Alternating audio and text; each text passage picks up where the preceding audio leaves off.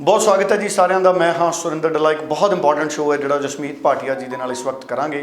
पिछले काफ़ी समय तो जसमीत भाटिया जी के नाल लगातार मैं सवाल जवाब करदा। बहुत सारे स्टूडेंट्स के सवाल मैं जसमीत जी तो पुछदा और जसमीत जी हमेशा सपोर्ट करते हैं कि सरकारी कॉलेजेस वध तो वध एडमिशन लो।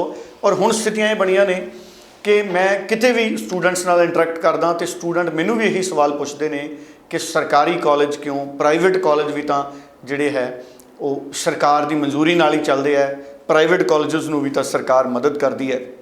सो स्टूडेंट के मन च जिहड़ा युद्ध चलता है प्राइवेट कॉलेजेस सरकारी कॉलेजेस, ये तो भी अज मैं एक सवाल जसमीत जी नाल करूँगा कि जसमीत जी सरकारी कॉलेजेस ही क्यों? जे स्टूडेंट की गल मन्ना तो स्टूडेंट कह रहे हैं कि प्राइवेट कॉलेज भी तो सरकार ही मंजूरी दिंदी है, DLI नंबर प्राइवेट कॉलेजेस कोले हैं। ये नाल मई और सैप्टेंबर इंटेक, क्योंकि सब तो वध इस वक्त ध्यान पंजाब के स्टूडेंट्स का, इंडिया के स्टूडेंट्स का मई और सैप्टेंबर इंटेक से है। एलिजिबिलिटी क्राइटेरिया की है, हुण स्टूडेंट किहड़े अप्लाई करन, 2019 2020 का की गैप तो नहीं है, किस बैंड स्कोर नाल स्टूडेंट हुण कनेडा च अप्लाई करन, क्योंकि पिछले 1 साल तो कनेडा दे विच उस तेज़ी नाल स्टूडेंट नहीं गए जिन्ने जाने चाहिए सी। बहुत घੱਟ स्टूडेंट उत्थे जा पहुँचे ने। ये भी गल्लां ने कि कनेडियन गवर्नमेंट का जिहड़ा टारगेट है वो भी पूरा नहीं है। अजिहे हालातां च मई सैप्टेंबर या जनवरी इंटेक लिए स्टूडेंट किहड़ियां गल्लां दा ख्याल रखन। और हुण अज दे समय च अगर तुसीं कनेडा दे विच पढ़ाई करनी है, एडमिशन लैनी है गवर्नमेंट कॉलेज दे विच, तां अंदाज़न किन्ना क तुहाडा खर्चा है, जिहड़ा एक्सपेंस है कनेडा का, वो तुहाडा आऊगा। जसमीत जी बहुत बहुत स्वागत है। सत श्री अकाल। जसमीत जी एक एक करके सारे सवालों को लाऊंगा। पहला तो सवाल यही है, स्टूडेंट कहते प्राइवेट कॉलेज कोले भी DLI नंबर है तो प्राइवेट कॉलेजेस ने जिहड़े वो भी सरकार की मंजूरी नाल ही चलते हैं, सिर्फ गवर्नमेंट कॉलेज क्यों?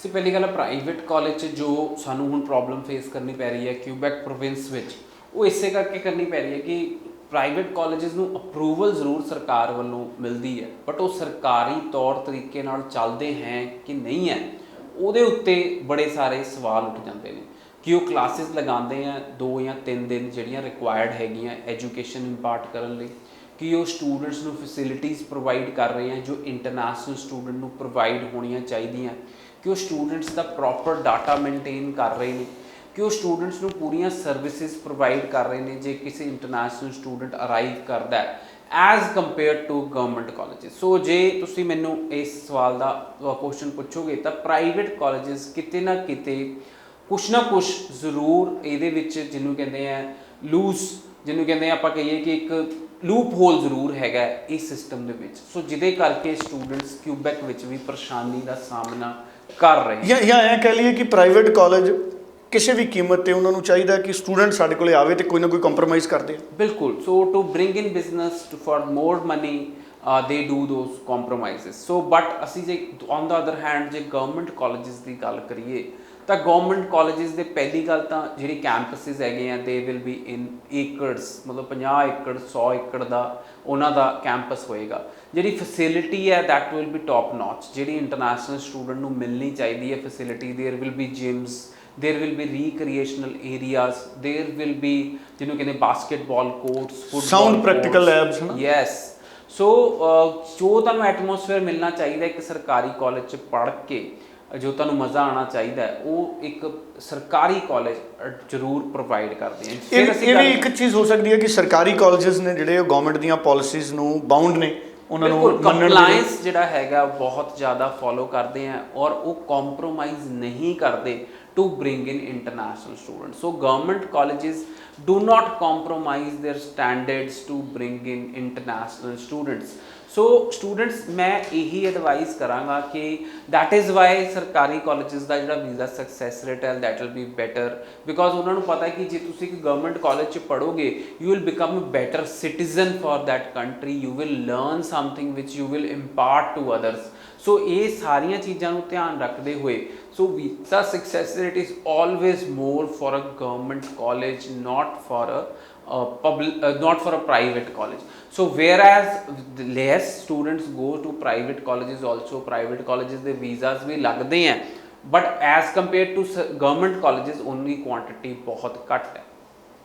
बिल्कुल ठीक है। सो प्राइवेट कॉलेजेस दे विच कुछ ਜਿਹੜੇ ਨੇ ਡਰਾਬੈਕਸ ਨੇ ਜਿਹੜੇ ਉਹ ਜਸਮੀਤ ਜੀ ਨੇ ਦੱਸੇ ਨੇ, ਪਰ ਕਿਹੜੇ ਪ੍ਰਾਈਵੇਟ ਕਾਲਜ ਅਜਿਹੇ ਨੇ ਜਸਮੀਤ ਜੀ ਤੁਹਾਡੀ ਨਜ਼ਰ 'ਚ ਜਿਹੜੇ ਤੁਹਾਨੂੰ ਲੱਗਦਾ ਕਿ ਗਵਰਨਮੈਂਟ ਕਾਲਜ ਦੇ ਇਕੁਇਵਲੈਂਟ ਐਜੂਕੇਸ਼ਨ ਨੂੰ ਐਜੂਕੇਸ਼ਨ ਪਾਲਿਸੀਜ਼ ਨੂੰ ਅਡਾਪਟ ਕਰਦੇ ਨੇ ਤੇ ਐਜੂਕੇਸ਼ਨ ਡਿਲੀਵਰ ਲਸਾਲ ਕਾਲਜ ਬਹੁਤ ਹੀ ਵਧੀਆ ਕਾਲਜ ਹੈ ਕਿਊਬੈਕ ਵਿੱਚ, ਜਿਹੜੇ ਕਿ ਵਧੀਆ ਤਰੀਕੇ ਨਾਲ ਇੰਪਾਰਟ ਕਰ ਰਹੇ ਨੇ। ਉਹਦੇ ਨਾਲ ਹੀ ਤ੍ਰਿਬਾਸ ਕਾਲਜ, ਕਿਉਂਕਿ ਉਹ ਗਲੋਬਲ ਯੂਨੀਵਰਸਿਟੀ ਸਿਸਟਮ ਦਾ ਕਾਲਜ ਹੈ, so they will also maintain proper data and all. And Toronto ਵਿੱਚ ਵੀ ਟੋਰਾਂਟੋ ਸਕੂਲ ਆਫ ਮੈਨੇਜਮੈਂਟ ਹੈਗਾ, which is I have personally visited, ਔਰ ਉਹਨਾਂ ਦੀ ਫੀਸ ਵੀ ਸਿਰਫ 6 ਲੱਖ ਹੈ 2 ਸਾਲਾਂ ਦੀ।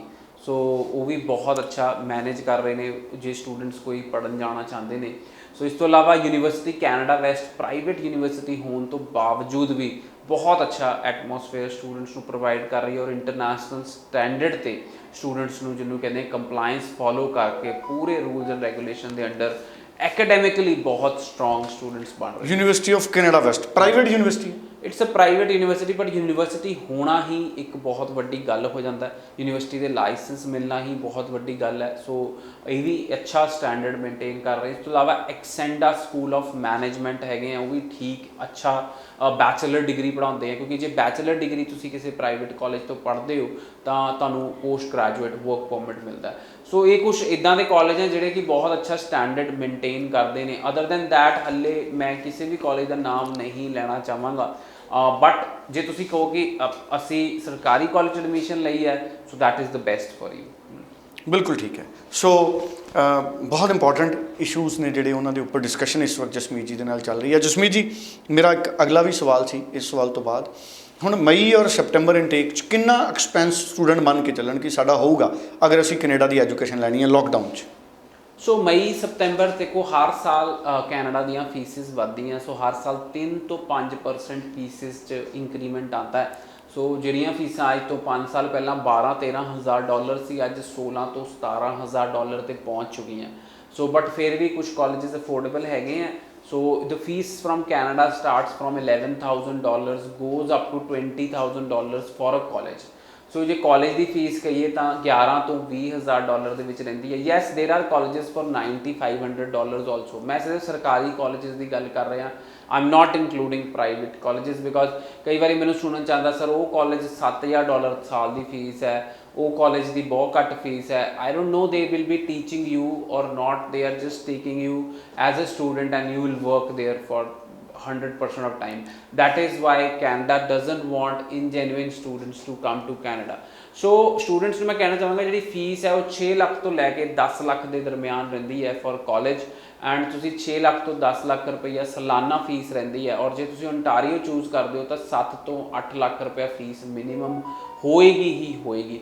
ਇਸ ਤੋਂ ਇਲਾਵਾ GIC ਅਕਾਊਂਟ ਅਸੀਂ ਖੋਲ੍ਹਦੇ ਹਾਂ, ਐਂਡ GIC ਅਕਾਊਂਟ ਵਿੱਚ ਸਾਨੂੰ $10,200 ਪਾਉਣੇ ਪੈਂਦੇ ਆ। ਸੋ ਇਹ ਬੇਸਿਕ ਰਿਕੁਆਇਰਮੈਂਟ ਹੈ। ਸਭ ਪਹਿਲਾਂ ਸਾਨੂੰ ਇਹ ਰਿਕੁਆਇਰਮੈਂਟਸ ਫੁੱਲਫਿਲ ਕਰਨੀਆਂ ਪੈਂਦੀਆਂ। ਆਪਣਾ ਵੀਜ਼ਾ ਲਾਉਣ ਤੋਂ ਪਹਿਲਾਂ ਇਹ ਰਿਕੁਆਇਰਮੈਂਟਸ ਫੁੱਲਫਿਲ ਕਰਨੀਆਂ ਪੈਂਦੀਆਂ। ਸੋ ਜੇ ਤੁਸੀਂ ਇਹ ਪਹਿਲਾਂ ਆਪਣੀ ਫੀਸ ਨਹੀਂ ਭਰਦੇ ਹੋ, ਪਹਿਲਾਂ GIC ਅਕਾਊਂਟ ਨਹੀਂ ਖੁਲਾਉਂਦੇ ਹੋ, ਦੈਟ ਮੀਨਸ ਕਿ ਤੁਸੀਂ ਜਿਹੜਾ ਸਟੈਪ ਵਾਈਜ਼ ਪ੍ਰੋਸੀਜਰ ਹੈ ਫੋਲੋ ਨਹੀਂ ਕਰਦੇ, ਵੀਜ਼ਾ ਦਾ ਉਹ ਫੋਲੋ ਨਹੀਂ ਕਰ ਰਹੇ। ਤਾਂ ਕਿ ਮੈਂ ਬਹੁਤ ਹੈਰਾਨ ਹੋ ਜਾਂਦਾ ਜਦੋਂ ਮੈਂ ਇੱਦਾਂ ਦੀਆਂ ਐਡਵਰਟੀਜ਼ਮੈਂਟਸ ਦੇਖਦਾ ਕਿ ਕੈਨੇਡਾ ਵਿੱਚ ਸਾਰੇ ਪੈਸੇ ਵੀਜ਼ਾ ਲੱਗਣ ਤੋਂ ਬਾਅਦ। ਸੋ ਆਈ ਡੋਂਟ ਨੋ ਕਿ ਕਿੰਨੇ ਕੁ ਸਟੂਡੈਂਟਸ ਦੇ ਉਸ ਕੈਟਾਗਰੀਜ਼ 'ਚ ਵੀਜ਼ਾ ਲੱਗਦੇ ਹੋਣਗੇ। So definitely you can apply in a government college, and ਜੇ ਕੋਈ ਤੁਹਾਨੂੰ ਕਹਿੰਦਾ ਕਿ ਸਾਰੇ ਪੈਸੇ ਵੀਜ਼ਾ ਲੱਗਣ ਤੋਂ ਬਾਅਦ ਫॉर ਅ ਗਵਰਨਮੈਂਟ ਕਾਲਜ ਤੁਸੀਂ ਬੇਸ਼ੱਕ ਅਪਲਾਈ ਕਰ ਲਓ, but that is not possible, because government college LOA receipt ਤਾਂ ਹੀ ਦਿੰਦੇ ਆ ਜਦੋਂ ਪੂਰੀ ਪੈਸੇ ਤੁਹਾਡੇ ਤੋਂ ਲੈ ਲੈਂਦੇ ਆ। ਐਂਡ GIC ਵੀ ਤੁਹਾਡੇ ਕੋਲੋਂ ਕੋਈ ਵੀ 6 ਲੱਖ ਰੁਪਏ ਆਪਣੀ ਜੇਬ 'ਚੋਂ ਤੁਹਾਡਾ GIC ਨਹੀਂ ਭਰੇਗਾ। So I don't know how that pattern is, but I will only advise you to go with stepwise procedure of Canadian student visa. ਬਿਲਕੁਲ ਠੀਕ ਹੈ ਜੀ। ਇਹ ਬਹੁਤ ਇੰਪੋਰਟੈਂਟ ਪੁਆਇੰਟ ਸੀ ਜਿਹੜੇ ਜਸਮੀਤ ਜੀ ਨੇ ਸਾਡੇ ਨਾਲ ਸ਼ੇਅਰ ਕੀਤੇ ਨੇ। ਜਸਮੀਤ ਜੀ, ਇੱਕ ਕਾਮਨ ਕੁਐਸਚਨ ਹੈ ਜਿਹੜਾ ਤੁਸੀਂ ਵੀ ਕਈ ਵਾਰ ਕਹਿੰਦੇ ਹੋ ਕਿ ਕੈਨੇਡੀਅਨ ਇਮੀਗ੍ਰੇਸ਼ਨ ਹੈ ਜਿਹੜੀ ਉਹਨਾਂ ਦੇ ਟਾਰਗੇਟ ਨੇ ਜਿਹੜੇ ਉਹ ਪਿਛਲੇ ਸਾਲ ਦੇ ਪੂਰੇ ਨਹੀਂ ਹੋਏ, ਸੋ ਇਸ ਕਰਕੇ ਅਸੀਂ ਐਕਸਪੈਕਟ ਕਰਦੇ ਹਾਂ ਕਿ ਜ਼ਿਆਦਾ ਸਟੂਡੈਂਟ ਕੈਨੇਡਾ ਦੇ ਵਿੱਚ ਐਜੂਕੇਸ਼ਨ ਲੈ ਸਕਣਗੇ। ਪ੍ਰੈਕਟੀਕਲੀ ਨਜ਼ਰ ਆ ਰਿਹਾ ਤੁਹਾਨੂੰ ਕਿ ਕੈਨੇਡਾ ਦੀ ਜਿਹੜੀ ਗਵਰਨਮੈਂਟ ਹੈ ਇਹਦੇ ਲਈ ਤਿਆਰ ਹੋਏਗੀ ਕਿ ਅਸੀਂ ਅਗਰ ਪਿਛਲੀ ਵਾਰੀ ਸਾਡਾ ਟਾਰਗੇਟ ਘਟਿਆ ਤਾਂ ਇਸ ਵਾਰ ਅਸੀਂ ਉਹਨੂੰ ਇਨਕਰੀਜ਼ ਕਰੀਏ?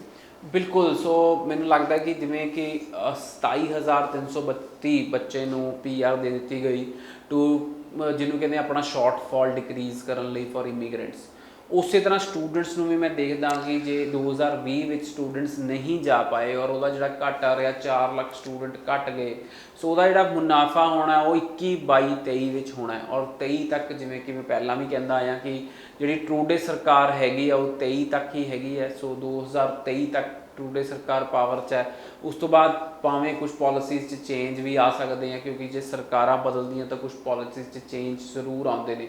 ਸੋ 23 ਤੱਕ ਮੈਨੂੰ ਲੱਗਦਾ ਕਿ ਜਿਹੜਾ ਇੱਕ ਰਨ ਹੈਗਾ ਪੋਜ਼ਿਟਿਵਿਟੀ ਦਾ ਕਿ ਬਹੁਤ ਸਾਰੇ ਵੀਜ਼ਾਸ ਮਿਲਣ ਦਾ, ਉਹ ਕਾਇਮ ਰਹੇਗਾ। ਸੋ ਸਟੂਡੈਂਟਸ ਨੂੰ ਮੇਰੀ ਇਹੀ ਐਡਵਾਈਸ ਹੈਗੀ ਹੈ ਕਿ 2023 ਤੱਕ ਅਸੀਂ ਬਿਲਕੁਲ ਅਪਲਾਈ ਕਰ ਸਕਦੇ ਹਾਂ। ਬਿਲਕੁਲ ਠੀਕ ਹੈ। ਸੋ ਬਹੁਤ ਸਾਰੇ ਇੰਪੋਰਟੈਂਟ ਪਹਿਲੂ ਸੀ ਜਿਹੜੇ ਜਸਮੀਤ ਜੀ ਨੇ ਸਾਡੇ ਨਾਲ ਸ਼ੇਅਰ ਕੀਤੇ ਨੇ। ਨਵੇਂ ਸਟੂਡੈਂਟ ਜਿਹੜੇ ਮਈ ਔਰ ਸਤੰਬਰ 'ਚ ਅਪਲਾਈ ਕਰਨਾ ਚਾਹੁੰਦੇ ਨੇ, ਜਾਂ ਉਹ ਸਟੂਡੈਂਟ ਜਿਹੜੇ ਰਿਫਿਊਜ਼ ਹੋ ਚੁੱਕੇ ਨੇ, ਉਹਨਾਂ ਦੇ ਲਈ ਵੀ ਇਹ ਓਪਰਚੁਨਿਟੀ ਹੈ ਕਿ ਉਹ ਆਉਣ ਵਾਲੇ ਸਮੇਂ ਦੇ ਵਿੱਚ ਲੈਂਡਮਾਰਕ ਇਮੀਗ੍ਰੇਸ਼ਨ ਦੇ ਜ਼ਰੀਏ ਗਾਈਡੈਂਸ ਹਾਸਲ ਕਰ ਸਕਦੇ ਨੇ। 90413 90412 ਨੰਬਰ ਹੈ, ਇਸੇ ਨੰਬਰ 'ਤੇ ਵਟਸਐਪ ਕਰੋ, ਅਪੁਆਇੰਟਮੈਂਟ ਬਣਾ ਕੇ ਜਸਮੀਤ ਜੀ ਨੂੰ ਮਿਲ ਸਕਦੇ ਹੋ। ਜਸਮੀਤ ਜੀ ਲਗਾਤਾਰ ਵੱਖ-ਵੱਖ ਸਿਟੀਜ਼ 'ਚ ਵੀ ਜਾ ਰਹੇ ਨੇ, ਉੱਥੇ ਵੀ ਉਹ ਸਟੂਡੈਂਟਸ ਨੂੰ ਪਰਸਨਲੀ ਇੰਟਰੈਕਟ ਕਰਦੇ ਨੇ। ਫ੍ਰੀ ਅਪੁਆਇੰਟਮੈਂਟ ਹੈ ਜਸਮੀਤ ਜੀ ਦੇ ਨਾਲ ਮਿਲਣ ਦੀ।